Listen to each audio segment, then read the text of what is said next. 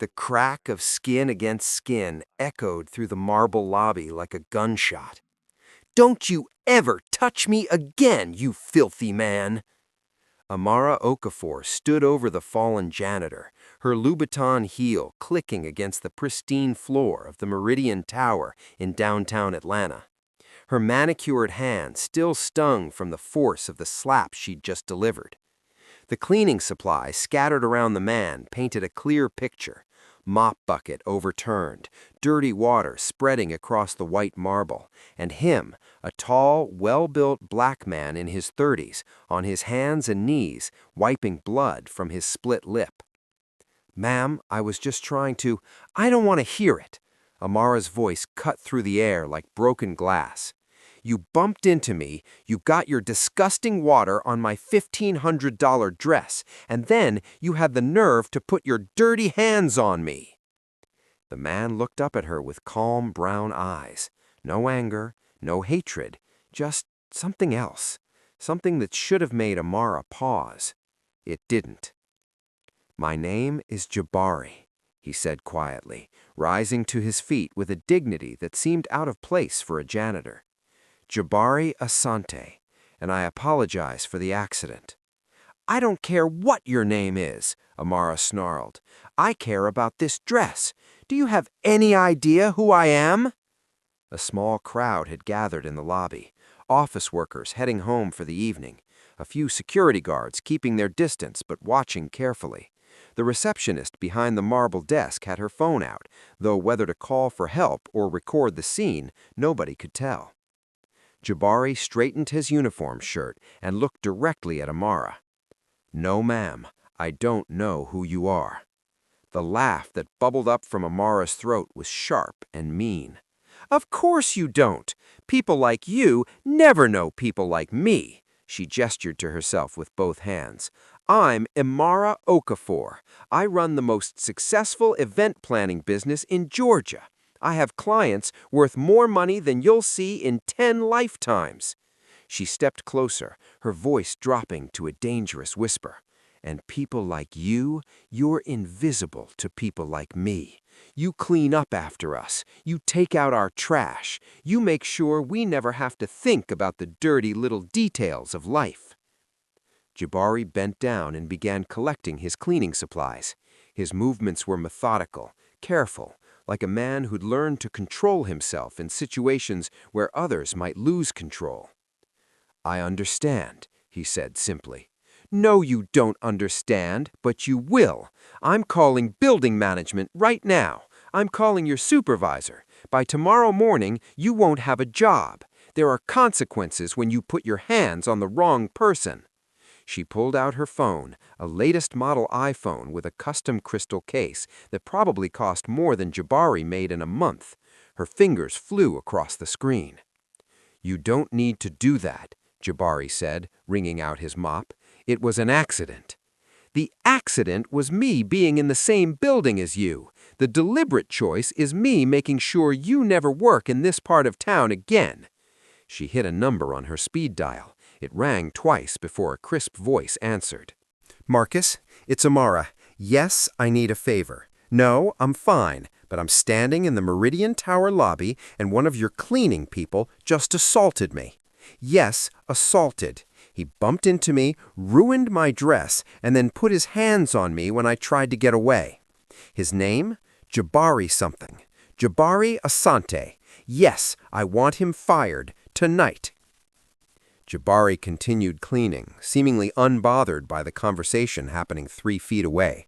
He moved like a man who'd heard worse, a man who'd survived worse. But if Amara had been paying attention, really paying attention, she might have noticed something odd about the way he cleaned. Too precise, too efficient, like someone who'd done this before but not as a career. Like someone who understood the value of honest work but wasn't dependent on it. She might have noticed his shoes. They were work boots, yes, but they were expensive work boots.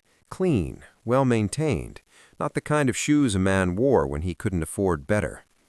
She might have noticed his hands. They were calloused from work, but the calluses were old. And underneath the uniform shirt, she might have glimpsed the edge of what looked like a very expensive watch. But Amara wasn't paying attention to details like that. She was too busy enjoying the power rush of destroying someone she considered beneath her. "Perfect," she said into the phone. "Yes, I'll email you photos of the dress for the cleaning bill." "What do you mean you'll look into it? Marcus, this is simple. Fire him, now."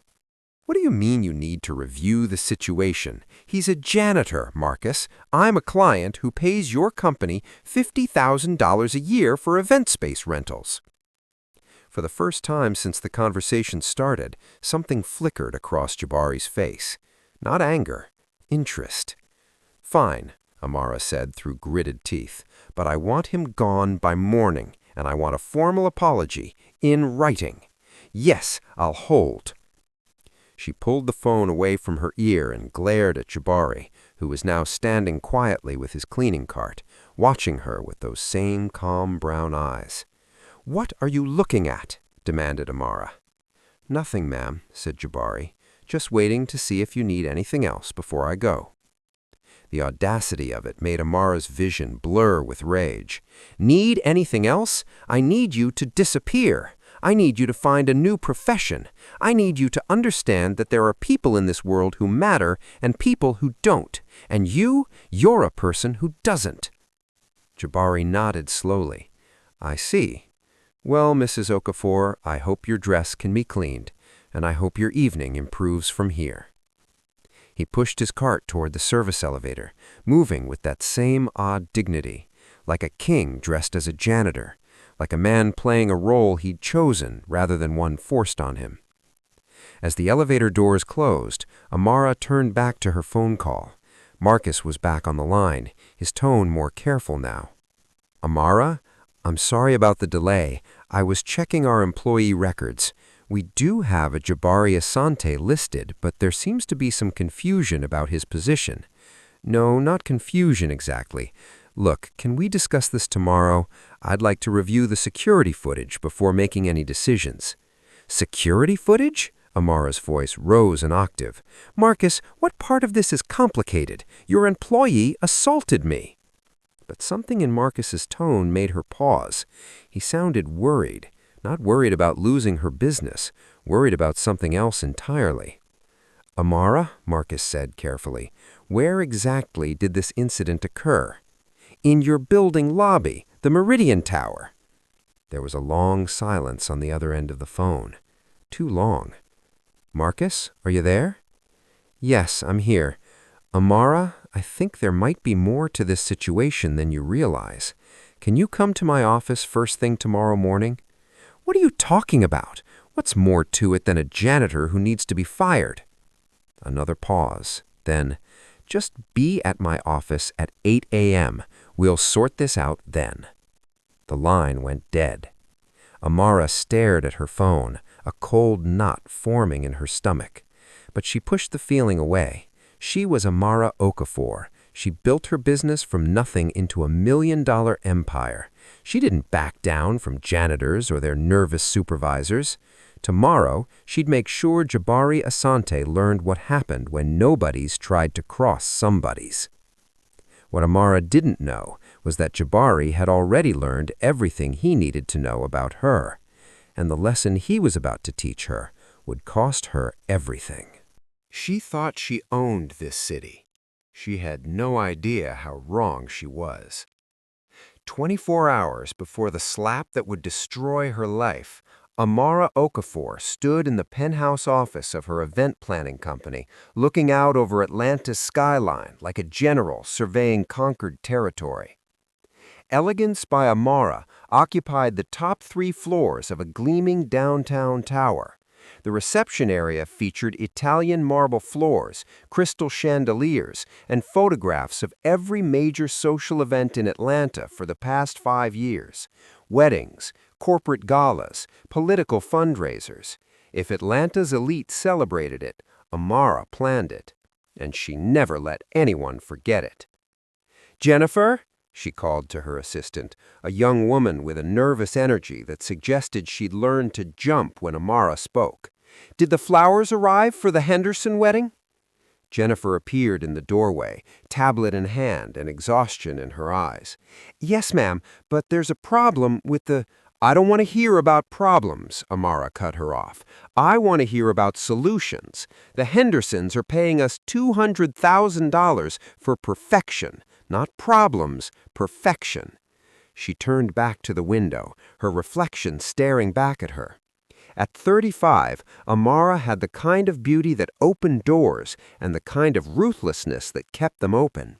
Her business suits were tailored, her hair was perfect, her smile was calculated to get exactly what she wanted, exactly when she wanted it. "The problem," Jennifer continued carefully, "is that the white orchids are the wrong shade. The bride specified ivory, but these are pure white." Amara spun around, her eyes flashing. "Then send them back, all of them. Order new ones. I don't care if it costs double. I don't care if you have to fly them in from Thailand. The Hendersons get ivory orchids, or the Henderson wedding gets a new planner."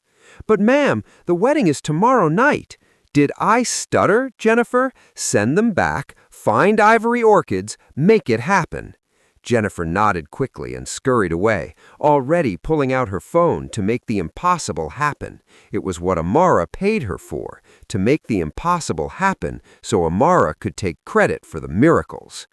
Amara's phone buzzed. She glanced at the screen and smiled. David Chen, the mayor's chief of staff.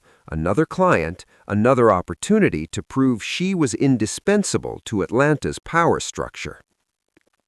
"David," she answered smoothly, "please tell me you're calling with good news about the mayor's anniversary party." "Actually, Amara, I'm calling because we need to make some changes to the guest list." Her smile faltered. "Changes? David, we finalized that list 2 weeks ago. The invitations are already printed." "I understand, but we've had some developments. There are certain people we can no longer invite, and certain people we need to add." "What kind of developments?" Amara moved to her desk, already reaching for a pen to take notes. "Political ones. The mayor's been getting pressure about some of his associations. We need to distance ourselves from certain donors and align with others." Amara's mind raced. The mayor's anniversary party was her biggest event of the year. 500 of Atlanta's most powerful people, coverage in 3 magazines, the kind of event that would cement her reputation for the next decade. "Who needs to be removed?" she asked. David rattled off 6 names, all major donors, all people Amara had personally cultivated relationships with over the past year, all people who would be insulted beyond repair if their invitations were suddenly revoked. And who needs to be added? Another 6 names, people Amara didn't know, people who weren't part of the established social order she'd spent years learning to navigate. "David," she said carefully, "some of those people you want me to remove, they're friends of mine, personal friends. Disinviting them will burn bridges I can't rebuild."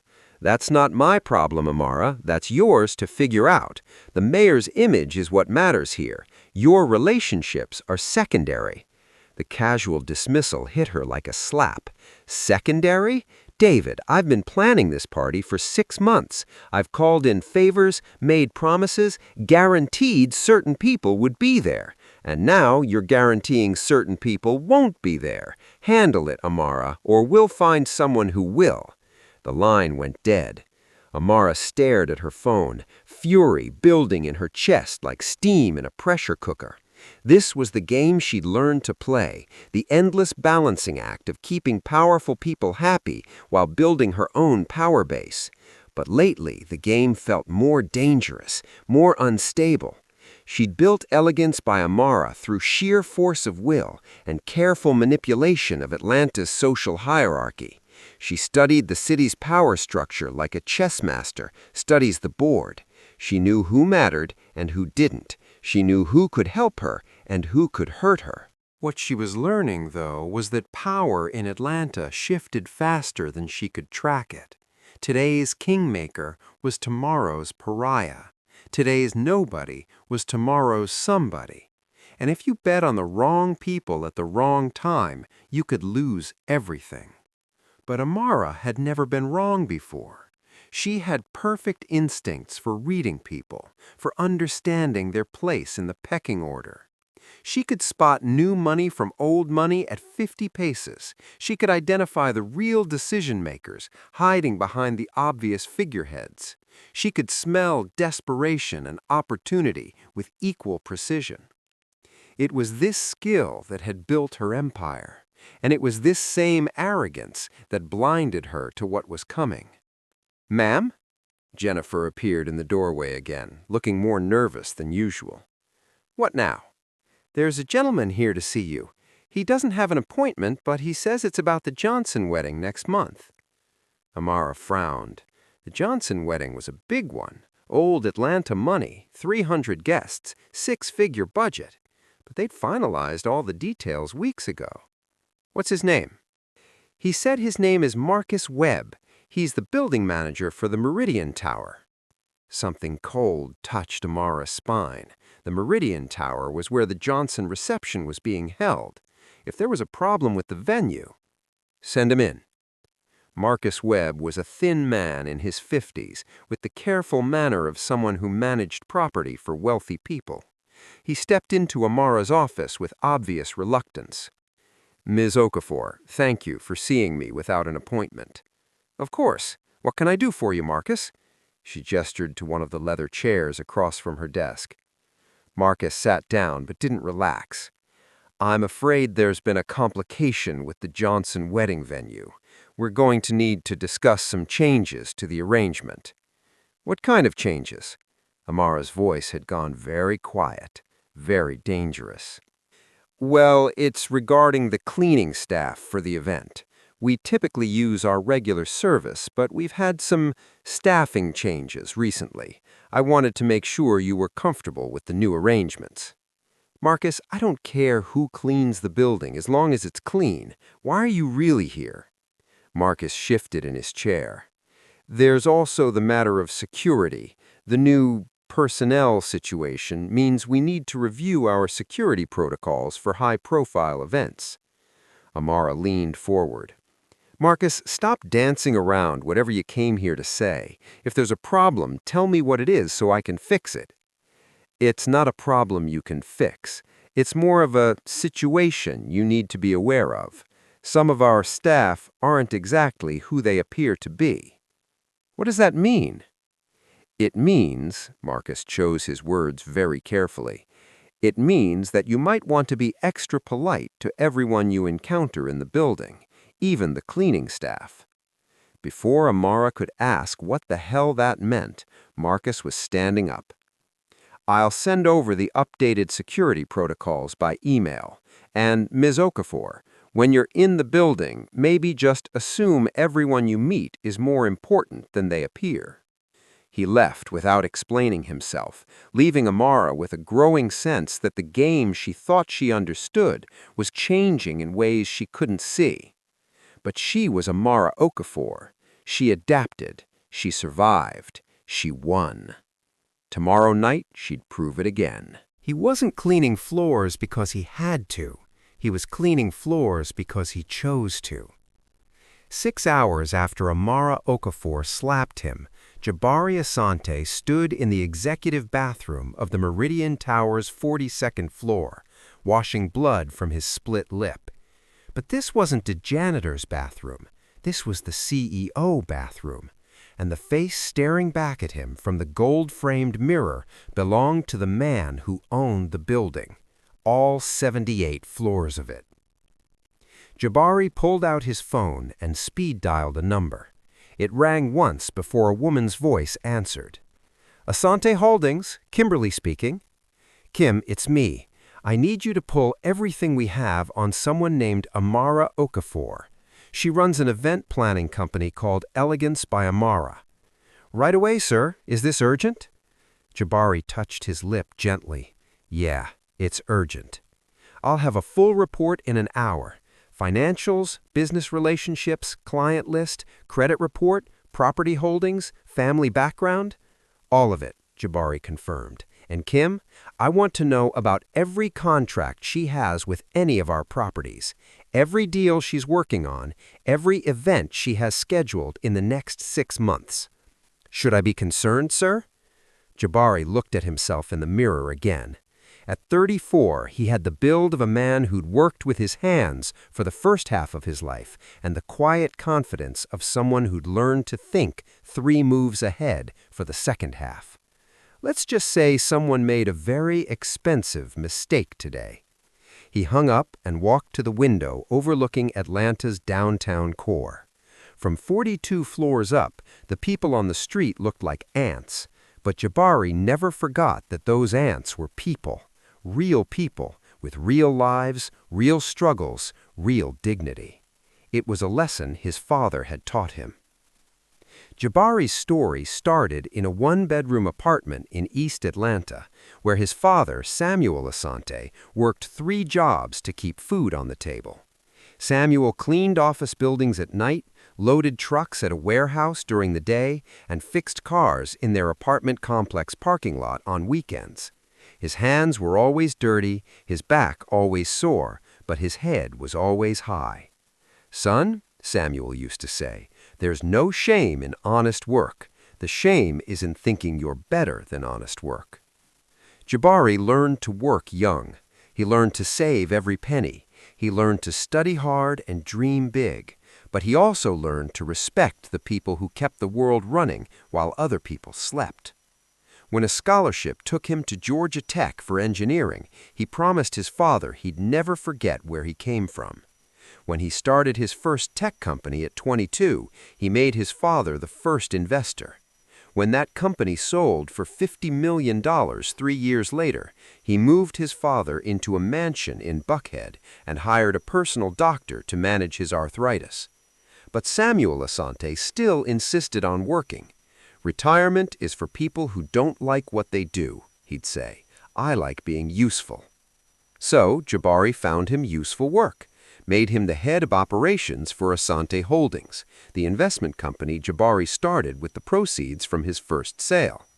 Samuel might have been cleaning buildings before, but now he oversaw property management for a portfolio worth $800 million.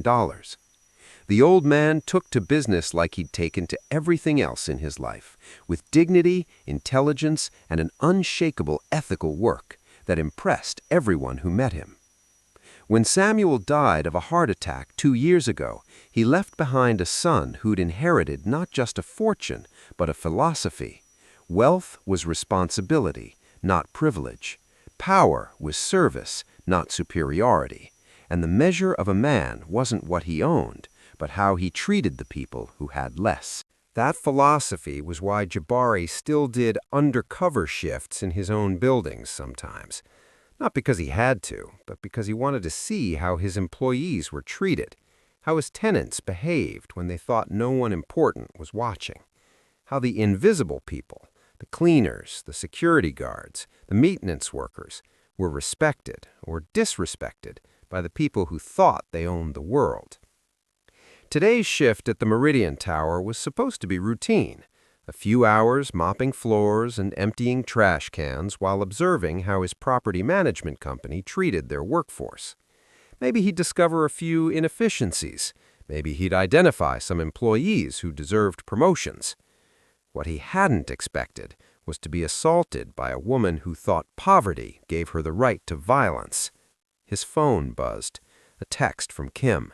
"Found something interesting already. Calling you in 2 minutes." Jabari walked to his desk, a massive piece of reclaimed wood that had once been part of a dock where his grandfather loaded ships in Ghana. The office around it reflected the same philosophy: expensive but not flashy, powerful but not arrogant, beautiful but not wasteful. Kim's call came right on schedule. "Sir, I think you're going to want to sit down for this." "I'm listening." Amara Okafor is leveraged to the breaking point. She owes $2.3 million across 7 different credit lines. Her business is successful, but her overhead is enormous, and she's been using new debt to service old debt for the past 8 months. Jabari frowned.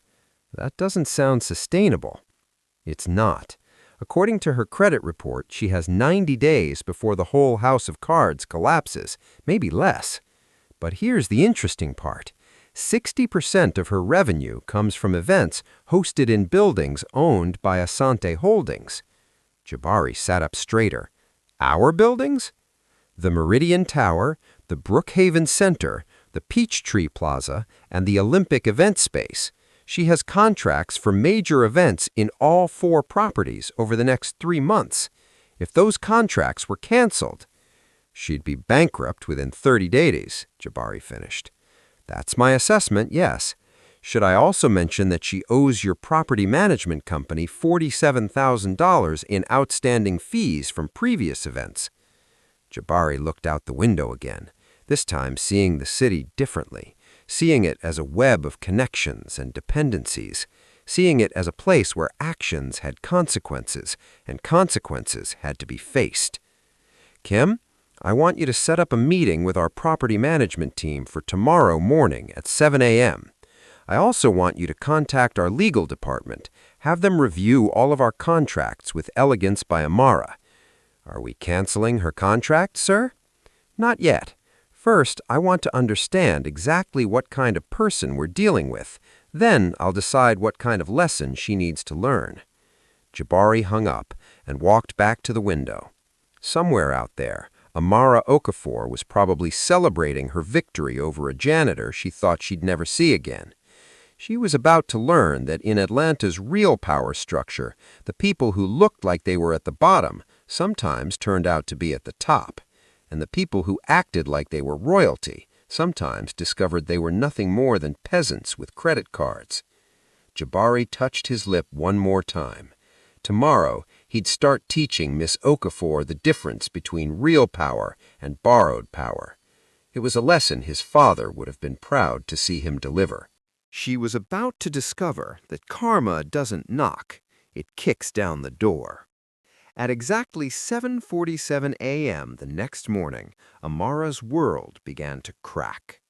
She was standing in her office, fresh coffee in hand, mentally preparing for her meeting with Marcus Webb about the mysterious employee situation when her phone rang. The caller ID made her stomach clench. First National Bank. Ms. Amoka, this is Janet Morrison from your business lending department. I'm calling about your revolving credit line. Amara set down her coffee with deliberate care. Good morning, Janet. What can I do for you? I'm afraid we need to discuss the status of your account. We've received some concerning information about your business operations, and we're requiring immediate clarification. What kind of concerning information? Reports that several of your major contracts may be in jeopardy. As you know, those contracts serve as collateral for your credit facility. If they're no longer secure... Amara's vision blurred. Who told me my contracts were in jeopardy? I can't reveal our sources, but we're going to need written confirmation from your major clients that all contracts remain in good standing.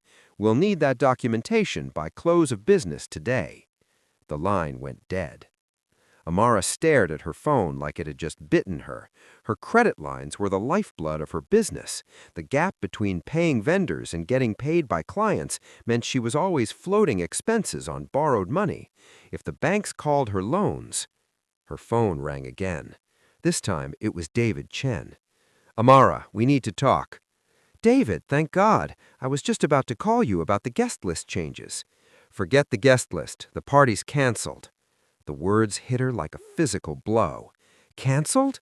David, what are you talking about? The mayor's anniversary party is tomorrow night. The mayor's decided to take a different direction, something more intimate, family only. Amara sank into her chair.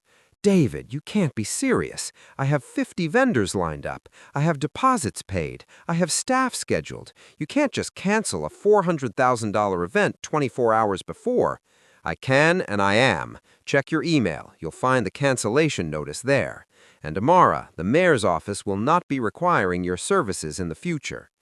Another deadline, another piece of her world crumbling.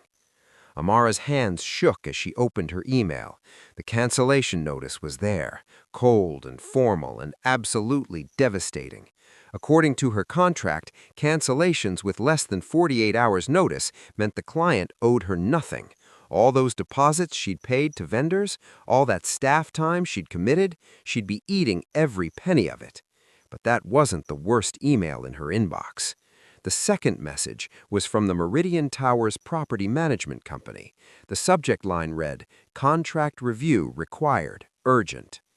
Dear Ms. Amoka, recent security concerns require us to review all event contracts currently in place at Meridian Tower Properties. Please report to our offices immediately to discuss the status of your upcoming events. Due to the sensitive nature of these concerns, all events scheduled in Meridian Properties are temporarily suspended, pending resolution. Sincerely, Marcus Webb, Property Management Director. Amara's breath came in short, sharp gasps. The Meridian Tower hosted 60% of her business. If those contracts were suspended. Her assistant knocked on the door. "Ma'am, there are some people here to see you. They say it's about security concerns." Two men in dark suits stood in her reception area. They had the unmistakable bearing of people who investigated things for a living. "Ms. Amoka, I'm Detective Williams, APD Financial Crimes Division. This is Agent Peterson, FBI. We'd like to ask you a few questions about your business practices." The room spun around her. "My business practices? I don't understand."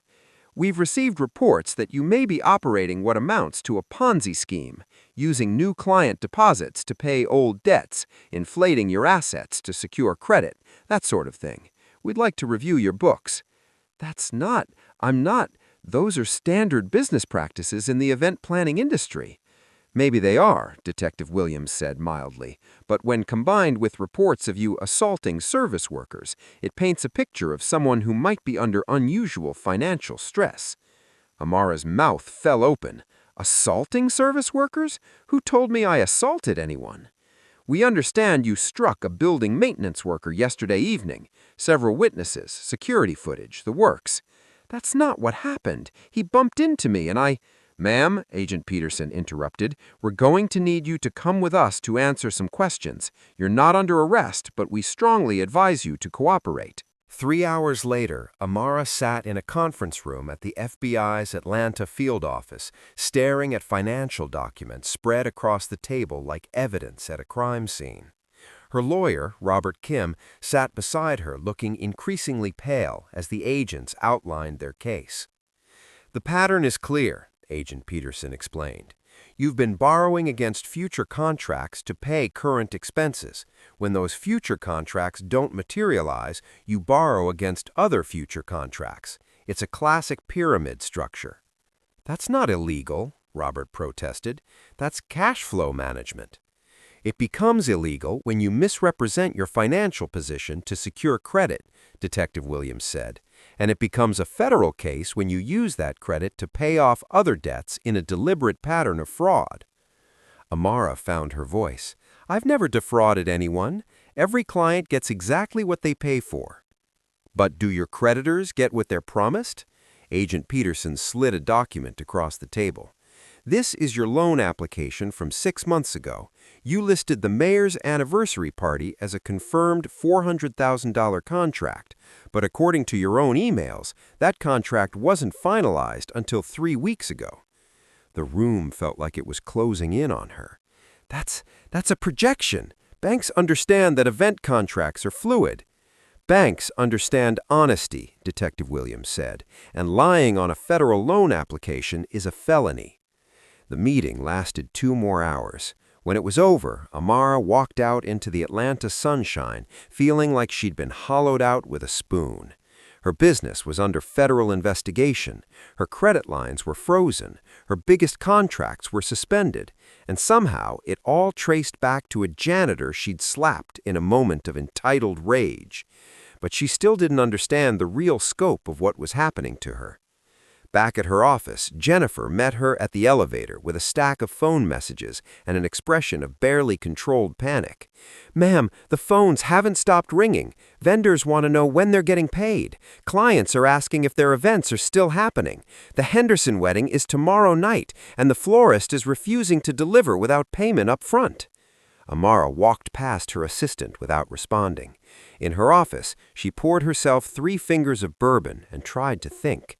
Someone had orchestrated this. The timing was too perfect, the coordination too precise. Someone with real power had decided to destroy her, and they'd done it with surgical efficiency. But who and why? The obvious answer was that she'd made enemies in Atlanta's social hierarchy. The game she'd played so successfully for years had finally caught up with her. Someone she'd crossed had decided to eliminate the competition. But the more she thought about it, the less sense that made. The people she'd wronged were event planners and social climbers, people with influence, but not the kind of power that could coordinate federal investigations and bank calls and contract cancellations all in the same morning. No, this felt different. This felt like someone with serious resources had decided to teach her a lesson. Her phone buzzed. A text from an unknown number. "Miss O'Coffer, my name is Kimberly Adams. I work for someone who would like to meet with you today to discuss resolving your current difficulties. Are you available at 4 p.m.? Amara stared at the message. A lifeline or a trap? She had no choice but to find out. She texted back, "Yes, where?" The response came immediately. Asante Holdings, 1247 Peachtree Street, 42nd floor. Ask for Mr. Asante. Amara's blood went cold. She knew that building. She'd driven past it 1,000 times. Asante Holdings owned half of downtown Atlanta. They were the kind of money that made her wealthy clients look like small change. But why would they want to meet with her? And why did the name Asante sound so familiar? As she sat in her ruined office, watching her empire collapse around her, Amara began to suspect that the janitor she'd slapped might have been more than he appeared. Much more. He was offering her salvation. But the price would be everything she thought she was. At exactly 4 p.m., Amara stood in the lobby of the Asante Holdings building, her confidence cracking like ice under pressure. The space was intimidating in its understated elegance, African art on the walls, natural materials, an atmosphere of quiet power that made her feel small despite her designer clothes. "Miss O'Coffer?" A woman in her 30s approached, wearing a perfectly tailored suit and the kind of smile that suggested she knew exactly how this meeting would end. "I'm Kimberly Adams. Mr. Asante is waiting for you." The elevator ride to the 42nd floor felt like ascending to judgment. Kimberly made polite conversation about the weather, but her eyes held something that made Amara's stomach clench with recognition. It was the look of someone who knew secrets, someone who held cards that hadn't been played yet. "Mr. Asante has been looking forward to meeting you," Kimberly said, as they walked down a hallway lined with photographs of construction projects and community centers. "He takes a personal interest in all of his business relationships." The work door opened to reveal a space that commanded respect without demanding it. Floor-to-ceiling windows, tasteful furniture, African sculptures that probably cost more than Amara's car. And behind a desk made from what looked like a single piece of ancient wood sat the man who owned it all. Jabari Asante, the janitor she'd slapped 24 hours earlier. Amara's legs nearly gave out. She gripped the back of a chair to steady herself, her mind racing to process what she was seeing. The work clothes were gone, replaced by a hand-tailored suit. The humble deference was gone, replaced by the quiet authority of a man who owned most of downtown Atlanta. But the eyes were the same. Those calm brown eyes that had looked at her with something she hadn't recognized yesterday. Now she knew what it was. Pity. "Miss O'Coffer," Jabari said, rising from his chair. "Thank you for coming. Please, have a seat." Amara remained standing, her mind reeling. You were cleaning floors in my own building yesterday evening, yes." Jabari moved to a sidebar and poured 2 glasses of water. "I do that sometimes. It helps me understand how my properties really operate, how my tenants treat the people who work for them." He offered her a glass. She took it with shaking hands. "Yesterday," Jabari continued, settling into the chair across from her, "I learned quite a lot about how you operate, Miss O'Coffer." Amara finally found her voice.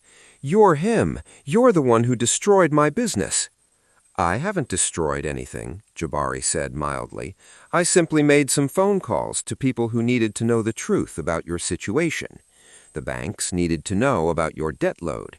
The FBI needed to know about your financial practices. Your clients needed to know about your character." "My character?" Rage finally broke through Amara's shock. "You set me up! You deliberately—" "I deliberately what? Walked through my own building? Performed honest work in my own property? Miss Okafor, the only thing I did deliberately was give you an opportunity to show me who you really are." Jabari leaned forward slightly. "And who you are, it turns out, is someone who thinks violence is an appropriate response to accidents. Someone who believes other human beings are invisible based on their job titles. Someone who has built her success on borrowed money and borrowed time." Amara set down her water glass harder than necessary. "So what is this? Revenge? You destroy my life because I made a mistake?" "This isn't revenge," Jabari said. "This is consequences. There's a difference." He stood and walked to the window overlooking the city. "My father cleaned buildings for 30 years. He worked 3 jobs to put me through school. He taught me that a person's worth isn't measured by what they own, but how they treat people who can't help them get what they want." Jabari turned back to her.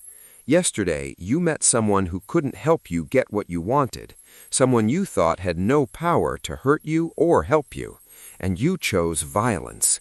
You chose cruelty. You chose to make another human being feel less than human because you thought you could get away with it. It was an accident. Slapping me was an accident. Calling me filthy was an accident. Threatening my job was an accident." Jabari's voice remained calm, but something dangerous flickered behind his eyes. "Miss Okafor, the only accident yesterday was me being in the lobby when you revealed your true character." Amara sank into the chair she'd been gripping. "What do you want from me?" "That's an interesting question," Jabari said, returning to his seat. "What I wanted yesterday was an apology, a simple acknowledgement that you had treated another person badly. But instead of apologizing, you doubled down. You tried to have me fired. You used your perceived power to try to eliminate someone you saw beneath you." He opened a folder on his desk and slid it across to her. "This is a complete analysis of your business, Miss Okafor. Your debts, your contracts, your entire financial structure. I know things about your situation that you probably don't know yourself." Amara opened the folder with trembling hands. Page after page of her financial records, bank statements, credit reports, a detailed breakdown of every contract, every debt, every asset. It was like seeing her life dissected by a coroner. "How did you get this? I own 3 of the banks that hold your debt. I own the buildings where you host most of your events. I know the mayor personally. We went to college together. Miss Okafor, your entire business exists within an ecosystem that I largely control." The papers blurred as tears filled Amara's eyes. "So you're going to bankrupt me? Is that it? Destroy everything I've worked for because of one moment of—" "I'm going to give you a choice," Jabari interrupted. "The same choice my father gave me when I was 12 years old and got caught bullying a kid at school because his clothes weren't as nice as mine." Amara looked up at him through her tears. "You can learn from this," Jabari continued, "or you can be destroyed by this. But either way, you're going to face the consequences of treating other people as if they don't matter." He slid another document across the desk. "This is a contract. If you sign it, Asante Holdings will consolidate all of your debts and give you a path to rebuild your business. Your interest rate will be reasonable. Your payment terms will be manageable. You'll keep your contracts and your clients." Amara grabbed the contract eagerly, scanning the terms. It was exactly what he'd described, a financial lifeline that would save everything she'd built. Then she saw the conditions. "You want me to work for you?" "I want you to work with me. Specifically, I want you to spend the next year planning events for Asante Holdings Charitable Foundation, community centers, scholarship dinners, fundraisers for homeless shelters. You'll use your skills to help people who actually need help instead of people who just want to show off their wealth. He slid another document across the desk. This is a contract. If you sign it, Asante Holdings will consolidate all of your debts and give you a path to rebuild your business. Your interest rate will be reasonable. Your payment terms will be manageable. You'll keep your contracts and your clients. Amara grabbed the contract eagerly, scanning the terms. It was exactly what he'd described, a financial lifeline that would save everything she'd built. Then she saw the conditions. You want me to work for you?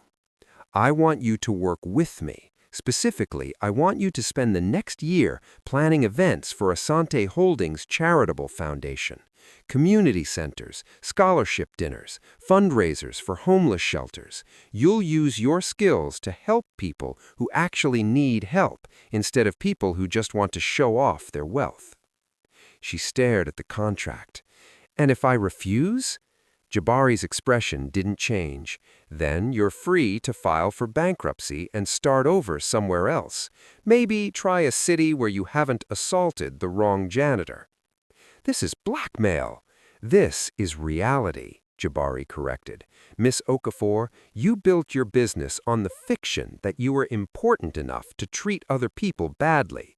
Now you get to choose. Learn to use your talents to lift people up or lose those talents entirely. Amara read through the contract again. The terms were fair, even generous, but they would require her to work with the kind of people she'd spent her career looking down on. Homeless people, working-class families, people who couldn't afford to pay her usual fees. People like the janitor she'd slapped without thinking twice. "Why?" she whispered. "Why not just destroy me and be done with it?" Jabari leaned back in his chair. "Because my father taught me that broken people can be fixed if someone cares enough to try. You're broken, Miss Okafor. You've lost sight of what matters. You've forgotten that every person you meet is somebody's child, somebody's parent, somebody's hope for the future." He stood up. "But you're not evil. You're just empty. And empty things can be filled with something better if you're willing to do the work." Amara looked at the contract one more time, her hands shaking. Sign it and she'd save her business but sacrifice her pride. Refuse it and she'd lose everything but keep her dignity. Except she was beginning to understand that what she thought was dignity was really just arrogance. What she thought was success was really just borrowed money and borrowed time. What she thought was power was really just the illusion of importance in a world where the real power belonged to people who cleaned floors and remembered where they came from. "I need time to think about this." "You have until tomorrow morning," Jabari said. "After that, the offer expires and you deal with the consequences on your own." As Amara walked toward the door, Jabari called after her. "Miss Okafor, there's something else you should know." She turned back to him. "The building where you slapped me, it's named after my father, the Samuel Asante Memorial Tower. He died 2 years ago, but he always said the measure of a man was how he treated people who couldn't fight back." Jabari's eyes held that same calm intensity she'd seen yesterday. "He would have wanted me to give you this chance, even after what you did, maybe especially after what you did." Amara left the building with her world turned upside down. Tomorrow she would have to choose between the person she'd been and the person she could become. For the first time in her life, she wasn't sure which choice would take more courage. She thought rock bottom was losing her business. She was about to learn it was so much deeper. Amara sat in her empty office at 11 p.m., staring at Jabari's contract by the light of her phone. The cleaning crew had already been through, a cruel irony that wasn't lost on her. The same people she'd always ignored, made invisible, were now the only ones keeping her world from completely falling apart. The choice was simple on paper: sign the contract, save her business, spend a year learning humility, or refuse, maintain her pride, and start over from nothing. But sitting alone in the dark, surrounded by the wreckage of everything she'd built, Amara was forced to confront a truth she'd been running from for years. She didn't know how to start over from nothing. She'd built her entire identity around being better than other people. Without that superiority, who was she? Her phone buzzed. A text from Jennifer. "Ma'am, I'm sorry to bother you so late, but I wanted you to know I've accepted a position with another company. I've left my company laptop and keys with building security. I hope things work out for you." Even her assistant was abandoning ship. Another text, this one from her biggest vendor. "Amara, we need to discuss payment for the Henderson wedding flowers. The client is threatening to sue us if the event isn't perfect, but we can't deliver without payment. Please call me." The Henderson wedding. Amara had forgotten about it completely. Tomorrow night, 300 of Atlanta's elite would gather to celebrate a love story, and Amara was supposed to orchestrate every detail. But without her vendors, without her staff, without her credit lines. She called the vendor back. "Marcus, it's Amara. About the flowers." "Thank God. Amara, what's going on? I've been getting calls all day about your business. People are saying you're bankrupt, that you're under federal investigation." "It's complicated," said Amara, "but I need you to trust me. Deliver the flowers tomorrow. I'll have payment for you by the end of the week." "Amara, I can't. Word is already out that you're high risk. If I extend you credit and you can't pay, it could destroy my business too." The line went dead. Amara called the caterer, the photographer, the musicians, the transportation company. One by one, they all delivered the same message: no payment, no service. By midnight, she was sitting in her car in the parking garage of her office building, crying so hard she could barely breathe. The Henderson wedding would be a disaster. Her reputation would be destroyed beyond repair. Even if she somehow found a way to rebuild, who would trust her? That's when she remembered something Jabari had said.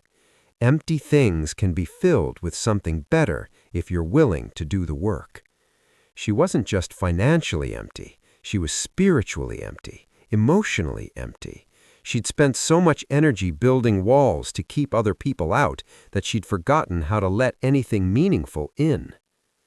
At 12:47 a.m., she drove to her apartment in Buckhead, the expensive two-bedroom she couldn't afford but kept paying for because it had the right address and the right view. She poured herself a glass of wine and called her sister in Houston. "Amara, do you know what time it is?" Nia's voice was thick with sleep, but underneath the grogginess was something Amara hadn't heard in years: genuine concern.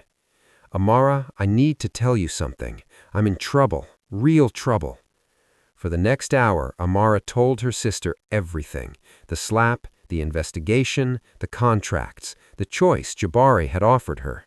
She left nothing out, admitted to failures she'd never spoken aloud, and for the first time in years asked for help instead of offering advice. "Oh, Amara, I'm so sorry you're going through this. But I have to ask, what did you think was going to happen?" "What do you mean?" "I mean, you've been treating people like garbage for years. You've been so focused on being successful that you forgot to be good. This Mr. Asante isn't your enemy. He's trying to save you from yourself." The words hit harder than the slap she'd delivered to Jabari. "You think I deserve this?" "I think you caused this," Nia said gently, "but I also think you can fix this. The question is whether you want to fix it badly enough to change who you are." After the call ended, Amara stood on her balcony overlooking Atlanta's skyline. Somewhere out there, Jabari Asante was probably sleeping peacefully in whatever mansion $800 million could buy. Somewhere else, people were working night shifts to pay rent, to feed families, to build better lives one paycheck at a time. People like the man she'd slapped for the audacity to exist in her presence. At 6 a.m., she was standing outside the Asante Holdings building when Kimberly Adams arrived for work. "Miss Okafa, you're here early. I need to see him. I need to sign the contract. He's not in yet, but I'll wait. Kimberly studied her for a moment, then used her keycard to let them into the building. They rode the elevator in silence, and when they reached the 42nd floor, Kimberly gestured towards a conference room. You can wait here. Can I get you some coffee? Amara shook her head. She didn't trust herself to keep anything down. 20 minutes later, Jabari walked into the conference room carrying a steaming mug and wearing the same calm expression he'd worn when she'd slapped him. He sat down across from her without speaking. I want to sign your contract, Amara said. Why? The simple question threw her off balance. Because I need to save my business. That's not enough, Jabari said. If you're only doing this to save your business, you'll go right back to who you were the minute you think you're safe again. I need to know you understand why you're really here. Amara took a shaky breath. I'm here because I'm a terrible person who treats other people like they don't matter. You're here because you've forgotten that other people do matter. There's a difference between being terrible and being lost. Jabari opened his laptop and pulled up a document. Before you sign anything, I want to show you something. The screen displayed a photograph of a community center in East Atlanta. Children playing in a renovated playground, teenagers studying at new computers, adults attending job training classes. This is the Samuel Asante Community Center, Jabari said. It's named after my father, and it serves the neighborhood where I grew up. Your first event for Asante Holdings will be the dedication ceremony for our new job training program. He scrolled to another image, a homeless shelter with a bright, welcoming entrance and people lined up for meals. Your second event will be a fundraiser for the Downtown Atlanta Rescue Mission. 300 guests, black tie dinner, silent auction. The proceeds will fund job placement services for people transitioning out of homelessness. More images followed. Scholarship dinners for kids who couldn't afford college, health fairs for uninsured families, celebrations for people who'd never had anything worth celebrating before. These are the people you'll be working for over the next year, Jabari said. People who need hope more than they need champagne. People who need opportunity more than they need recognition. He closed the laptop and looked directly at her. The question isn't whether you can plan these events. You're talented enough to plan anything. The question is whether you can learn to see these people as human beings worthy of your best work. Amara stared at the table, her vision blurring again. What if I can't? What if I'm too broken to fix? My father used to say that broken things are often stronger after they're repaired, but only if the person doing the repair work cares more about making them whole than making them look perfect. Jabari slid the contract across the table along with a pen. This isn't about saving your business, Miss Okafor. This is about saving your soul. The question is whether you think your soul is worth saving. Amara picked up the pen. Her hand was steady now. Her mind was clear for the first time in days. Where do I sign? As she wrote her name on the line, she felt something shift inside her chest. It wasn't relief or gratitude or even hope. It was possibility. For the first time in years, Amara Okafor was about to discover what it felt like to work for something bigger than herself. The woman who had slapped a janitor was about to learn what it meant to serve. She thought she was signing a contract. She was really enrolling in a master class on humanity. 2 weeks into her new arrangement with Asante Holdings, Amara found herself in places she'd never been before, not just geographically, but spiritually. She was standing in the cafeteria of the Samuel Asante Community Center, watching 50 volunteers prepare meals for families who wouldn't eat dinner otherwise. This wasn't her world. Her world was crystal and champagne and $500 flower arrangements. This was paper plates and donated food and volunteers wearing T-shirts instead of designer gowns. But as she watched a grandmother teach teenagers how to cook her secret recipe for mac and cheese, something unexpected happened. She felt useful. First time in a soup kitchen? The voice belonged to Marcus Thompson, the community center's director. He was Amara's age, with kind eyes and the patient manner of someone who'd learned to see potential in broken people. "First time in a lot of places," Amara admitted. "Mr. Asante has been very educational about how the other half lives." Marcus laughed. "Is that what he told you? That this is how the other half lives? Isn't it? Miss O'Coffer, this is how most people live. You and your old clients, you're the other half, the small half, the tiny fraction that's forgotten what it means to struggle." Amara watched a little girl help her mother carry plates to the serving line. "I never forgot. I never learned." "There's a difference," Marcus agreed. "But the beautiful thing about not learning something is that it's never too late to start." Over the next hour, Marcus taught Amara how to serve food without condescension, how to talk to families without pity, how to see dignity in people who had nothing left but hope. It was harder than planning a wedding for 500 guests. It required skills she'd never developed. When a homeless veteran named William told her about losing his job and then his apartment, she wanted to offer solutions, fix his problems, make him a project she could complete and check off her list. "I could help you find work," she said. "I know people. I have connections." William smiled sadly. "Ma'am, I appreciate that. But what I need right now isn't a job. It's just someone to listen, someone to remember that I'm still here." The simplicity of it broke something open in Amara's chest. William didn't need her connections or her solutions.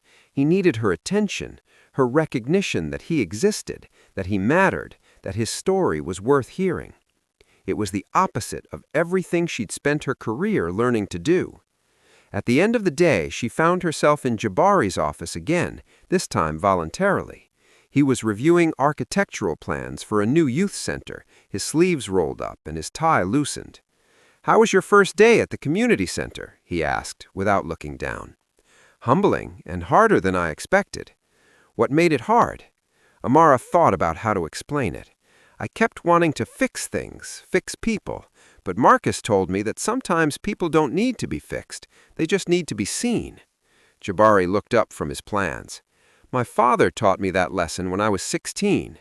I was volunteering at a shelter, and I kept offering advice to everyone I met, how to get a job, how to find housing, how to get their lives together." He leaned back in his chair. "This old woman named Dorothy finally pulled me aside and said, 'Son, you're trying to solve problems I've been living with for 20 years. Maybe instead of telling me what to do, you could ask me what I need.'" What did she need? Someone to play chess with. That's it. She'd been a teacher for 30 years before losing her house in a medical bankruptcy. She didn't need career advice. She needed intellectual stimulation and human connection. Jabari stood and walked to the window. "We played chess twice a week for 2 years until she found stable housing. Never once did we talk about her problems, but later she told me those chess games reminded her she was still worth spending time with." Amara absorbed this story, thinking about William and his simple request to be heard. "You're trying to teach me to be a better person." "I'm trying to teach you to be a complete person," Jabari corrected. "You're already good at getting things done, at managing logistics, at creating beautiful experiences, but you never learned to see the people behind the events." He turned back to her. "Next week, we're hosting a scholarship dinner for kids from the neighborhood where I grew up. 50 students who've earned full rides to college despite growing up in poverty. Your job is not just to plan the event. Your job is to learn their stories." "Learn their stories?" "Every scholarship recipient will give a short speech about their journey. I want you to help them prepare those speeches, not by writing them, but by listening to them, by understanding what they've overcome and what they hope to achieve." The assignment felt impossible. Amara had spent her career managing logistics, not emotions, creating experiences, not relationships. "What if I'm not good at it?" "You won't be," Jabari said matter-of-factly. "Not at first, but that's the point. You've been good at things for so long that you've forgotten how to learn." Over the following days, Amara discovered that Jabari was right. She wasn't good at listening to people's stories without trying to fix them. She wasn't good at asking questions that weren't leading toward solutions. She wasn't good at sitting with people's pain without trying to make it go away. But she got better. Slowly. Marcus Thompson became her unofficial mentor, teaching her the art of presence over problem solving. The volunteers at the community center became her practice partners, patient with her awkward attempts at genuine conversation. And gradually, something beautiful happened. Amara began to see the people she was serving not as problems to be solved or projects to be managed, but as human beings with wisdom to offer. Like Denise, a single mother working 2 jobs while studying nursing, who taught Amara about time management that actually mattered. Like Carlos, a teenage father determined to break his family's cycle of poverty, who taught Amara about courage that went deeper than business risks. Like Mrs. Patterson, an elderly woman who'd survived segregation and integration and recession and recovery, who taught Amara about resilience that made corporate challenges look trivial. These weren't people who needed Amara's help. These were people who had something to teach her about what mattered in life. The scholarship dinner planning became the most meaningful work Amara had ever done. Not because the logistics were complex, but because every detail served people who deserved to be celebrated. She spent hours with each scholarship recipient, not preparing speeches, but listening to stories. Stories of parents who worked multiple jobs to keep their children in school. Stories of teachers who stayed after hours to provide extra help. Stories of communities that lifted up their brightest stars despite having few resources to spare. By the time the dinner arrived, Amara had been transformed by the process of planning it.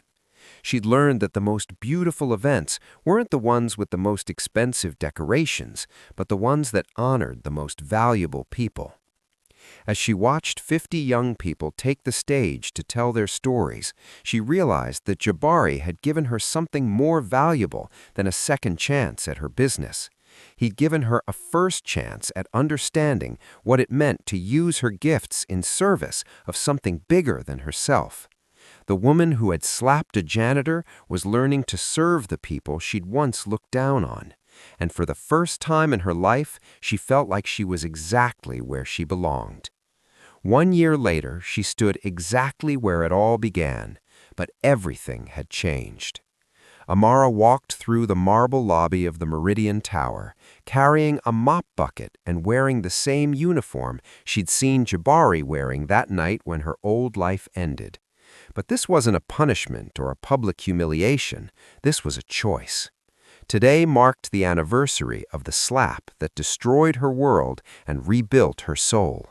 And today, she was completing the final requirement of her contract with Asante Holdings, spending 1 full shift working alongside the cleaning crew in the building where her transformation began. "You don't have to do this, you know."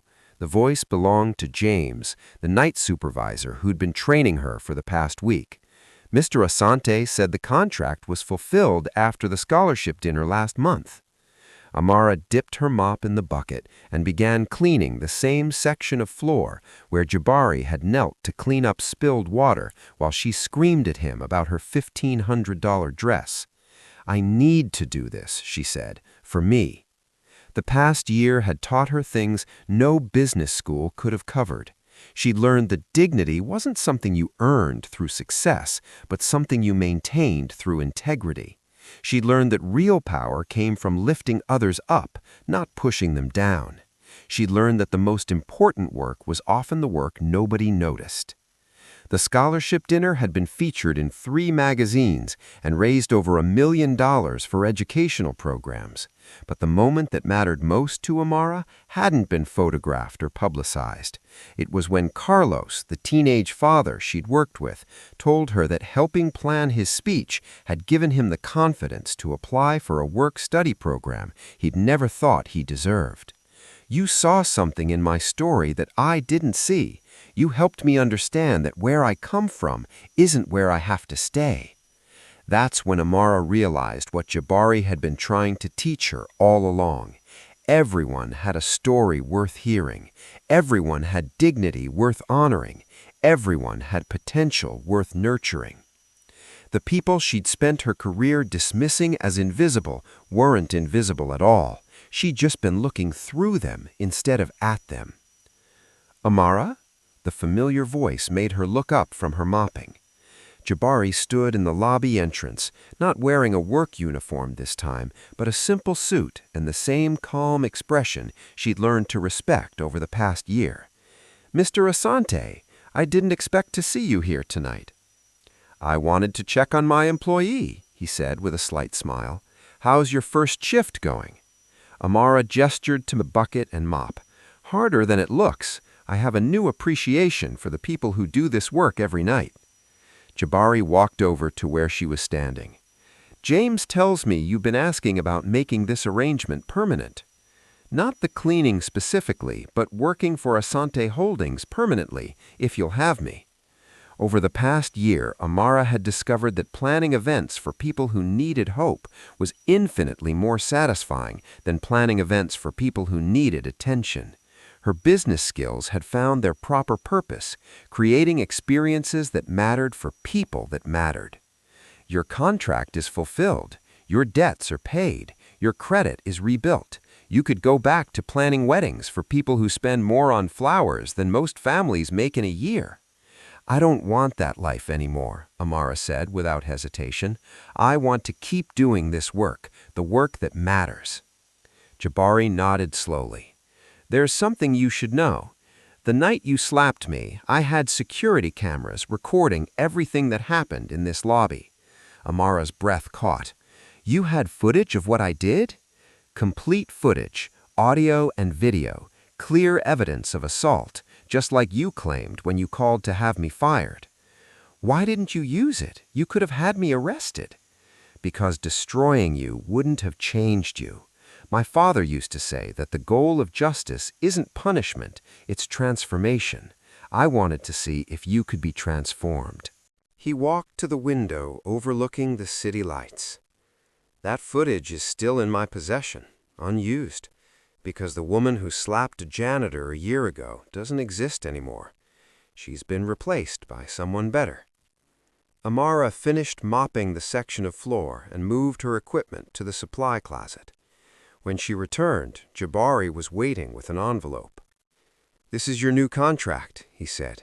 "Director of Community Engagement for Asante Holdings. Your job will be overseeing all of our charitable events, community programs, and educational initiatives." Amara opened the envelope with trembling hands. The salary was generous, but not extravagant. The benefits were excellent. But what moved her most was the job description: to create meaningful experiences that honor the dignity and potential of every person served. "There's one condition," Jabari added. "Once a month, you spend a full shift working alongside our maintenance staff, not as punishment, but as a reminder that honest work is honorable work, and that the people who keep our buildings clean keep our communities running." Amara looked around the lobby where her old life had died and her new life had been born. "I accept. All of it." "Good. There's someone I want you to meet." Jabari walked toward the elevator, and Amara followed. They rode up to the 23rd floor, where a small office overlooked the community center that bore Samuel Asante's name. An elderly woman sat behind a desk, reviewing what looked like grant applications. When she looked up, Amara saw Jabari's eyes in her face. "Amara," Jabari said, "this is my mother, Grace Asante. She runs our scholarship selection committee." Grace stood and extended her hand with the same quiet dignity her son possessed. "Miss Okafor, Jabari has told me so much about your journey this year." "Your journey?" Amara asked, confused. Grace smiled. "Did you think my son's character development program was a new idea? I've been running character development initiatives for 30 years, first as a social worker, then as a consultant for people who needed to remember their humanity. Amara realized she'd been part of a system, a carefully designed process for taking broken people and helping them rebuild themselves around better values. How many others have there been? You're number 47, Grace said. Corporate executives who forgot where they came from, politicians who stopped serving their constituents, business owners who started treating employees like property instead of people. Not all of them chose to change, Jabari added. About half took the easy way out, declared bankruptcy, moved to other cities, started over without learning anything. But the ones who chose the hard path, the ones who chose transformation over escape, they're now running nonprofit organizations, managing community programs, and using their skills to serve instead of just to succeed. Amara looked out the window at the community center where lights were still on in the study rooms and teenagers were getting help with homework they might not receive anywhere else. "This is what you do," she said. "You save people from themselves." "We give people the opportunity to save themselves," Jabari corrected. "The choice is always theirs." As they rode the elevator back down to the lobby, Amara thought about the woman she'd been a year ago. Arrogant, empty, so focused on being important that she'd forgotten to be good. That woman would have seen tonight's cleaning shift as humiliation, but the woman Amara had become saw it as honor, the honor of honest work, done alongside people who understood that every job had dignity if it was performed with integrity. "Mr. Asante," she said as they reached the lobby, "I have a confession." "What's that?" "I used to think poor people were poor because they weren't smart enough or motivated enough to be successful. I thought wealth was a reflection of worth." Jabari nodded. "That's what I thought too before my father taught me better." "What did he teach you?" "That the richest person is the one who can sleep peacefully, knowing they've treated every person they met that day with dignity. Everything else is just bookkeeping." Amara picked up her mop bucket one final time and headed for the supply closet. Tomorrow she'd start her new position. She'd create events that mattered, for people that mattered. She'd use her skills to serve instead of just to impress. But tonight, she was completing the circle. The woman who had slapped a janitor was ending her evening as part of the invisible workforce that kept the world running while other people slept. And for the first time in her life, she felt truly successful. Outside the Meridian Tower, Atlanta hummed with the quiet activity of people working night shifts, building better lives one paycheck at a time. People like the man she'd once dismissed as filthy and invisible. People like the woman she'd learned to become. If you've ever forgotten that every person you meet is somebody's child, somebody's parent, somebody's hope for the future, then Amara's story is your reminder. If you've ever used your power to push others down instead of lifting them up, then Jabari's grace is your second chance. The proud always fall, but the humble always rise. And sometimes, if we're very lucky, the fallen learn to fly. Subscribe and hit that notification bell, because in these stories, karma doesn't just visit, it teaches, and the lessons are always worth learning.